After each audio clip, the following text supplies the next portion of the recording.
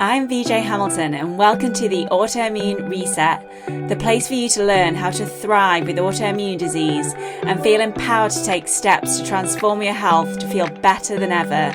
You can start making changes today to improve your health. So with every episode, my mission is to share with you simple ways to up-level your diet and lifestyle, with key learnings from my own journey reversing autoimmune disease and inspirational stories from those who have reset their autoimmune symptoms and are now thriving in life. I suffered from autoimmune disease for over 25 years and now I live symptom-free, and I wish the same for you as well. So thank you for being here and sharing this time with me. Now let's get started.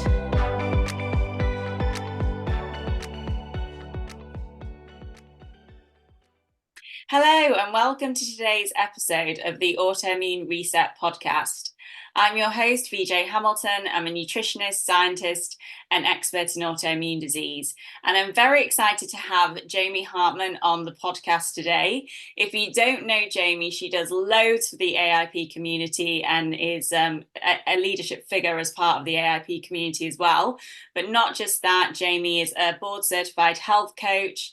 Jaime is also a functional nutritional therapy practitioner and sees her own clients. Jaime is the founder of Gutsy By Nature, where in 2013, when she'd gone through her own journey of overcoming Crohn's disease, and actually it was post-surgery, wasn't it? It's just an incredible story, and there's so much to learn from Jaime, both about the new modified AIP diet, but also just sharing her own story with us. So welcome, Jaime. Thank you so much for being here. Thank you, VJ. I'm excited to be here. Now, I've given a brief introduction, but would you like to introduce yourself? Just let the listeners know who you are, what you do, and then we can dig into a bit of your own personal story. Yeah, so like you said, I'm Jaime Hartman, and I am a health coach and a nutritional therapy practitioner, and I personally live with the effects of an autoimmune disease. And actually, a lot of us get into this for that reason, don't we? I know there's a lot of practitioners who have their own stories to share. Would you mind talking through really, what happened with Crohn's disease? You developed symptoms very young, didn't you? And then you went through some surgeries, and then you discovered nutrition, and that's really set the course for the rest of your career and your life over the last 10 years. So would you be able to share that with us, please? Yeah, I'm happy to. So I was diagnosed with Crohn's disease when I was 19, and I'm feeling very old when I say that now. That was almost 30 years ago. And the original symptoms that I had were bowel related and rather embarrassing. So when I was diagnosed with Crohn's disease, when I received that diagnosis, I think my main emotion in response to that was relief, because these embarrassing symptoms had an explanation. And I was offered medication. There was no suggestion made that I should look at my lifestyle or my diet, but medication might help. And I happily took the medication because, again, my whole focus was these are embarrassing symptoms, and I just really wanted to have them go away. And if I considered it, I considered the day a success if I got through it without embarrassing myself. That was really what I was focused on. It was very much about, compartmentalizing this condition and just putting on a good face and making it through and going back to my life. I was in college. I was, a very active social life, and I had all my plans in front of me. And that was my focus, was just simply to get through that. And that's really how I would say I dealt with it for the next about 10 years. That was my main focus, was to just ignore it as much as I could, and eventually needed to have surgery. And part of the reason that I had to have surgery was not necessarily because the disease had gotten so bad in terms of impacting my daily life, but it had been, scar tissue had been building up because I was going through so many periods of flare, and then treating the flare, and then flaring again and healing, and then flaring again. And so that scar tissue needed to be dealt with in order to prevent a bowel obstruction. So I had several surgeries in my early 30s that I'm still living with the impacts of, because that altered my digestive tract. And so I'm missing pieces of my digestive tract and living with that effect as well. After that, then I really thought maybe I didn't need, the medication anymore because they'd cut out this part that was so bad. And so I tried dealing with it without any medication and ended up having probably the worst flare you can imagine. Very, very ill. In fact, I was so anemic, I needed blood transfusions. Wow. And I, at that point, started thinking about what I might do in order to take some control of it. I did go back on medication, because I knew I clearly couldn't manage it without any medication, without any kind of treatment. And I also started looking at diet and lifestyle pieces. And really, that's where my professional journey started to shift because that had such a big impact on me. And I mean, that's incredible that you kind of went through all that. And then, I mean, there's this moment, isn't there, where you think, actually, I need to take the reins of my own health and start doing something for myself and making some real meaningful changes. And is that when you started Gutsy by Nature and started sharing Mm-hmm. food? Had you already experimented a bit with that and seen some results at that point? Yeah, I had started I was very early into the process. I'd made some big changes. It was 2013 and I was seeing improvement, but I would say that my motivation to continue was somewhat lagging. And also I've always had a very strong desire to have a creative outlet in my life. My original career was as a teacher. I taught high school English. And then I went and worked in the corporate side, I was a textbook account executive, pretty boring stuff. And so this all sort of coalesced at a time in my life where I was really looking for a creative outlet. So I Yeah. started Gutsy by Nature for two reasons. One, I wanted to keep myself motivated to continue. So I knew if I started sharing, that might really push me to keep going for myself because I'm now sharing with other people. And also as that creative outlet, I really wanted some way to express that and to connect with other people. The internet seemed to be such a great, exciting way to meet other people and to get started there. And I'm very, very glad that timing worked out and that I did start a blog because it led to meeting so many people, including you, VJ. Yeah, of course. And you were quite ahead of your time, really, because not many people were doing it when you started out. And especially, you started your blog all around the AIP protocol, didn't you? And that was really the basis of a lot of your meals. Yeah, when I started, I originally discovered as I started doing my research about what can I do in terms of diet, I found a protocol called the specific carbohydrate diet. Yes. And that was initially what I adopted when I started to experiment for myself. And that helped quite a bit, but it also left some gaps. In fact, I felt really like it was really affecting my mental health dramatically. And so as I started doing some research to figure out, well, what's missing, what am I needing, what can I do differently? At that time, I kind of stumbled into the world of the paleo movement, and then by extension, the autoimmune paleo or autoimmune protocol arm of that, and found some other people who were already also, experimenting with it and writing about it and kind of coalescing around this idea. And that was where I found my home. Okay. And you'd already seen results when you started implementing those changes. Yeah, I saw results very quickly. I have been coming from a place of being, very, very ill. Yeah. And so any improvement seemed very dramatic. I think I thought in, 2013, I had it all figured out. It's just diet. That's all I have to do. Interestingly, it wasn't until about 5 years later when I made that full transition from my job as a textbook account executive to saying, you know what, I'm really excited about helping people, you know, implement this diet. And I had gone back to school and became a nutritional therapist and then later a health coach and changed my professional life to match that by leaving behind my corporate job, really starting to build my practice and focus on helping people. As a natural consequence of that, my lifestyle changed pretty dramatically. I was no longer traveling for work. I had stress, but it was different stress. It wasn't that same stress of a corporate job or the stress I'd had when I was a classroom teacher. And little by little, until one day I realized it was dramatic improvement, I had really achieved a whole nother level. I was going to say turned it around, but it wasn't turning around. It was like brand new levels of health that I don't know if I'd ever experienced. Because remember, I was diagnosed when I was 19 and it's been building for a few years before that.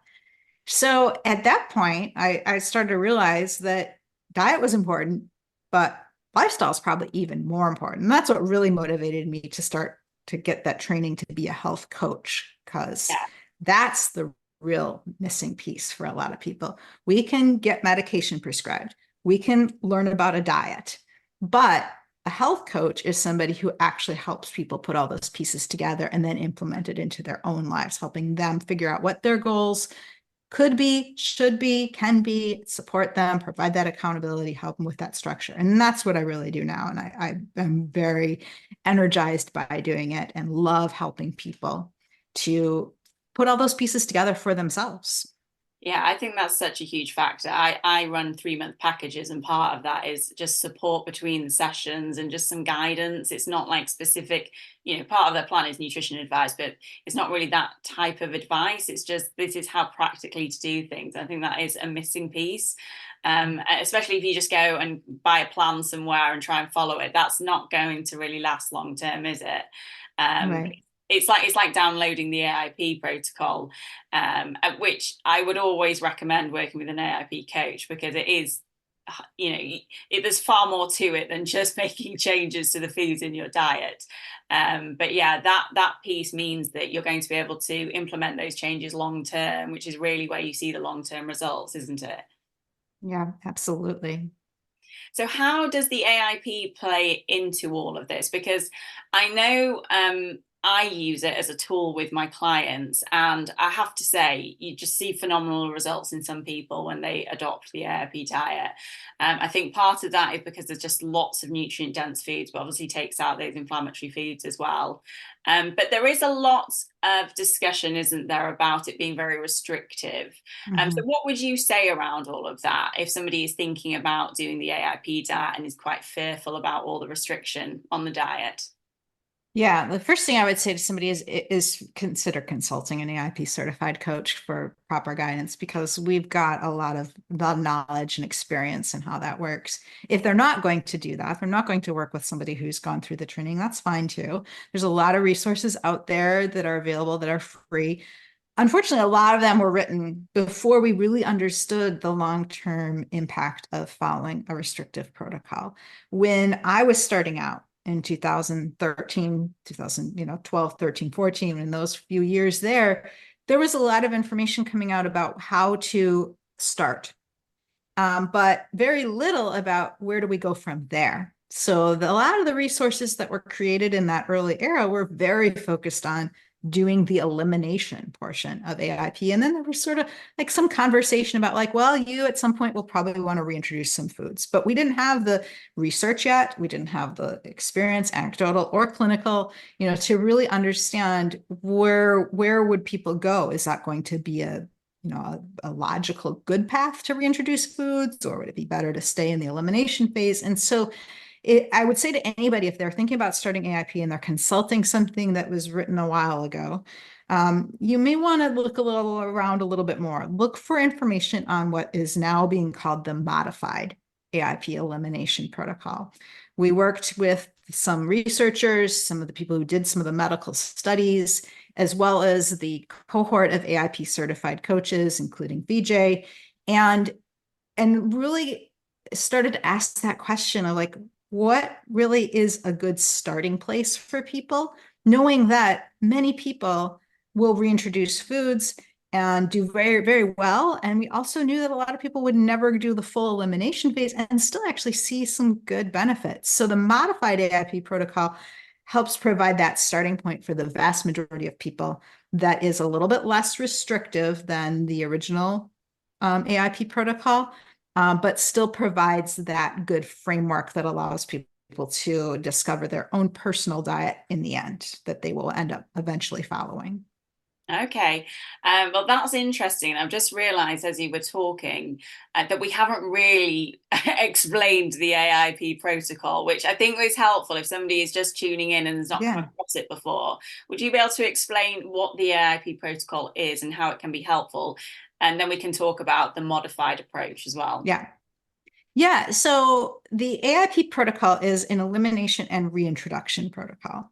When we're talking about the food element of it, we also really want to make sure I've said again that lifestyle is a big piece of that. But I know the reality is most people are looking at it as a way of eating, a diet in that sense, not a diet in the traditional like dieting, kind of losing weight sense, but a way of structuring their food choices. And the idea is to start by eliminating any potential triggers of your autoimmune disease, and then one by one testing to see which foods you actually could tolerate and could include, and which foods you would continue to avoid.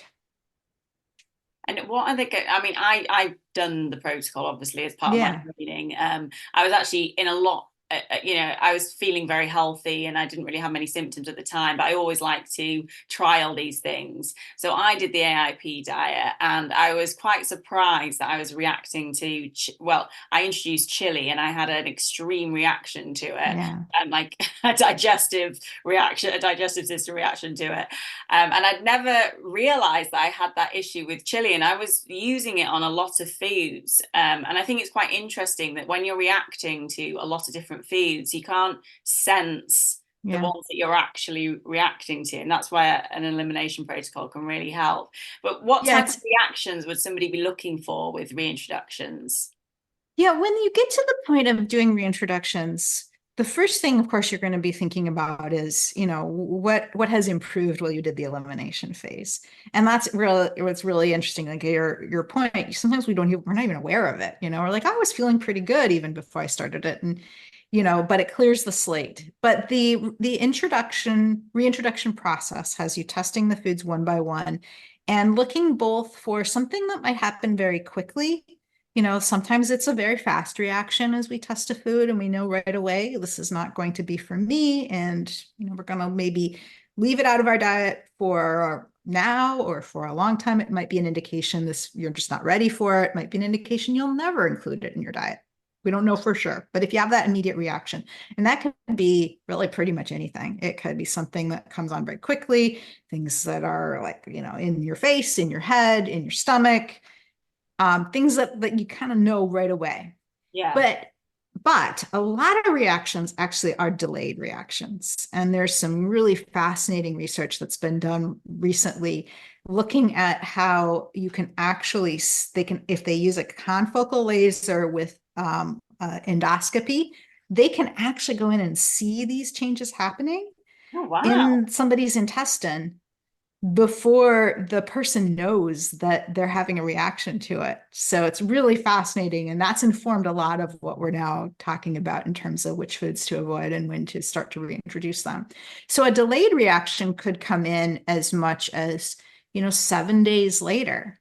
That's relatively rare. Usually it's somewhere in that like 3 to 5 day range. But that could be any kind of worsening of your symptoms of your, an autoimmune disease, whatever those might be.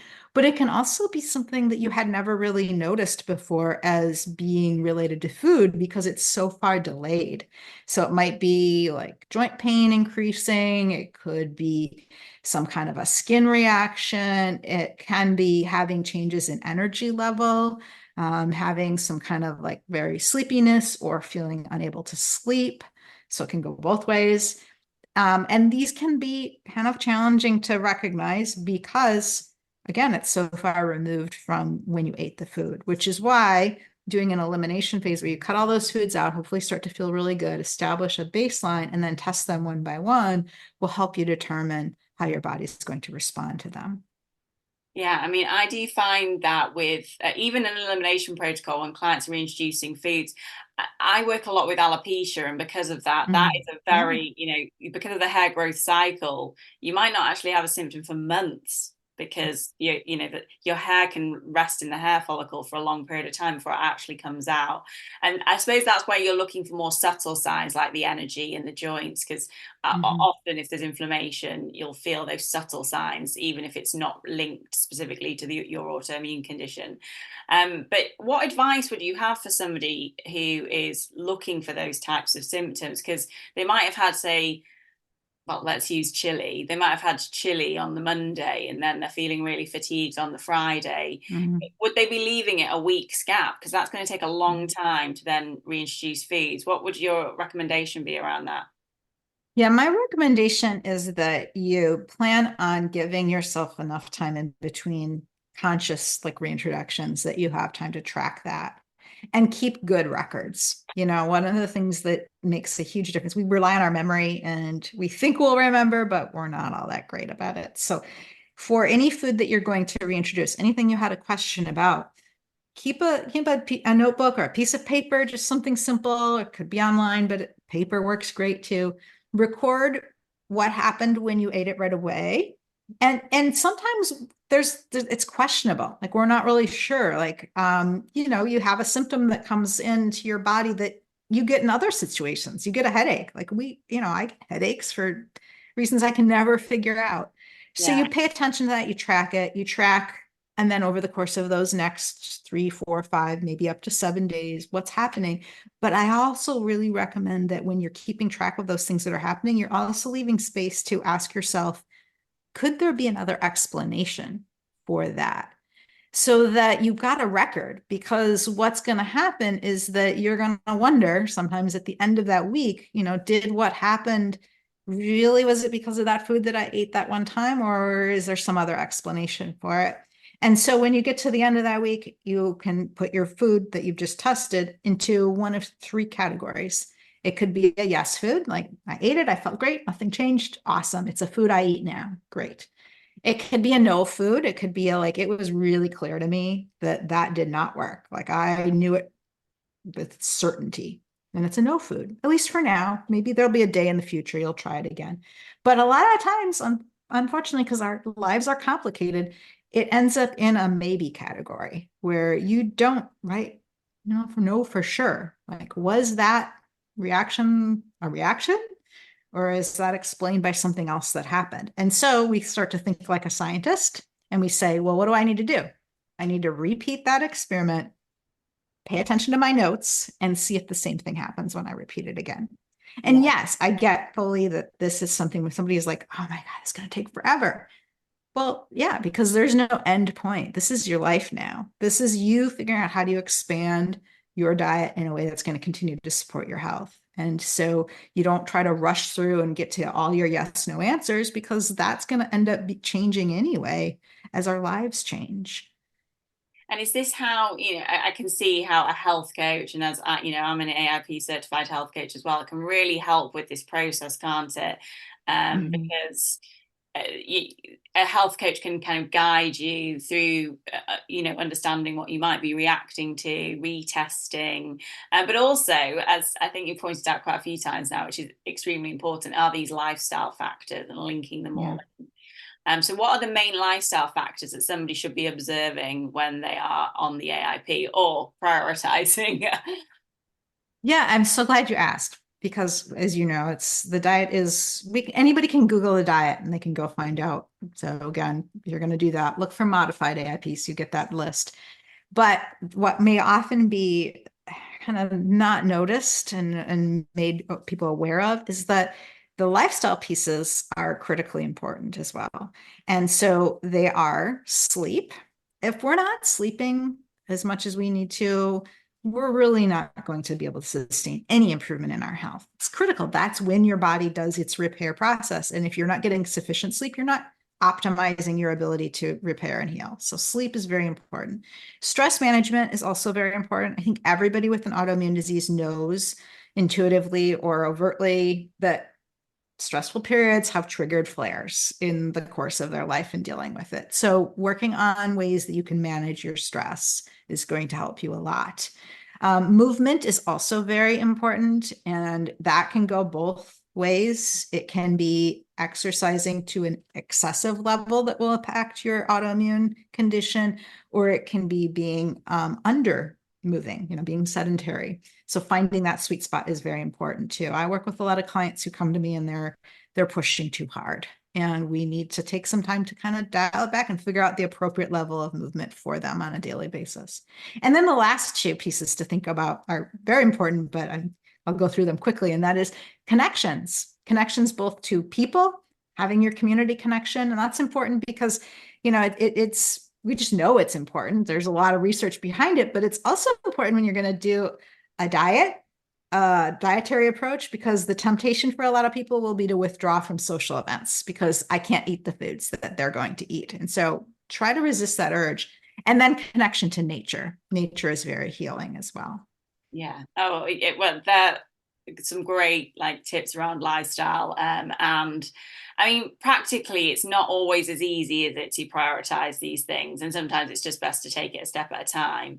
But you're part of the AIP community. Actually, you're kind of leading it. Well, you are leading it. And that gives some great free resources around these different lifestyle factors, doesn't it? If somebody is wanting to know more about how they can improve their sleep, for example, or how can they make practical changes that can actually help with their sleep. And this is all to do with the implementation, which we spoke about earlier, like forming those habits. So can you tell us a little bit more about the AIP community and the different options that people have to join and what you get as part of being in that community? Because I know you're sharing meal plans and all sorts of things now, which is Yeah. amazing. Yeah, thanks for asking. So your listeners can go to aipsummit.com and learn all about what we do. And it's really a community that is shaped by the people who have autoimmune disease, as well as by the AIP certified coaches who support them. And of course, that overlaps because many of us became AIP certified coaches because we ourselves had an autoimmune disease and went through the process of figuring out what will work for us. Yeah. So this community, though, is a blend of completely free resources. We do a free annual summit that's where the name came from, a big week-long event every January where it's entirely free and there's, many sessions one after another. And then we have monthly webinars that are also free to the public. And then if you'd like to become a contributing supporter, you help us, continue to create that content. So it's sort of a, incentive there, just knowing that like if you are a contributing supporter, you're going to be helping us to create more content in the future. And then the added benefit is that you have full access to all those recordings. So you can watch things at any time, connect with, the content as well as connect with other people. And then we included, as you mentioned, in the community, some extra bonuses that are exclusive just for those contributing members. So those are challenges that we run. We have special expert-led workshops, and weekly meal plans are now part of it. And the meal plans are really, I think, a nice tool for somebody who's at any stage in this, whether they're just getting started thinking about making some dietary changes, they made them a long time, because we all get into ruts. We all get into that point where we feel like, I'm just not excited about the foods that I'm cooking and eating. And so having, a fresh meal plan every week that gives you some ideas can be just that added incentive to stick with it and to, enjoy your food even more. Yeah, I mean, there's some fantastic resources there, and it's great because obviously this has all come from when you set up Gutsy by Nature as well, isn't it? Like, because that was all recipes. So I'm just thinking, Yep. if somebody's listening to this, and obviously there is the AIPsummit.com, definitely go to that and check that out. But what other resources would you say somebody who's just getting started with this would find useful? Because I know I bought some books and other things that really helped me with the AIP diet, but what would your recommendations be? Yeah, I think the other website for people to look into would be the autoimmunewellness.com website. And there you'll find all of the definitive guides about AIP, including the lifestyle pieces, the food lists, the modified AIP. And that's run by my partner in the AIP certified coach practitioner training program, Mickey Trescott. And she's got several books that are a fantastic starting point for anybody looking for some print resources. So I would definitely recommend that. So we've given several different websites to go and look at, but Yeah, that's another one to add to that list. And for anybody again that's starting out on AIP, what are you seeing when you're coaching your clients? Are the main challenges that people find doing this type of protocol? Yeah, the main challenges are, gosh, I think that for many people, the main challenge really is maintaining that lifestyle balance. A lot of us have the discipline to do one thing, and do it, with a lot of focus, but that will come at a cost. And so that's the biggest challenge I think I see. I see people going all in on the diet, like I'm going to follow this diet perfectly. I will only eat the foods I'm allowed to eat, and I will never be naughty, and I'll never go. And what ends up happening then is when they are, maybe that's causing them a lot of stress, or perhaps it is causing them to eat a very restrictive diet that's excluding nutrient dense foods that they actually need. Yeah. So it's that lack of balance that I think I see most common as a mistake that people are making, getting really zeroed in and focused in on one element of it and losing track of their whole person health in the process. Yeah, it's not easy. I'm just thinking about my own journey. And actually, you worked in the corporate world as well. When you don't have much time, I mean, I know we both managed to do it.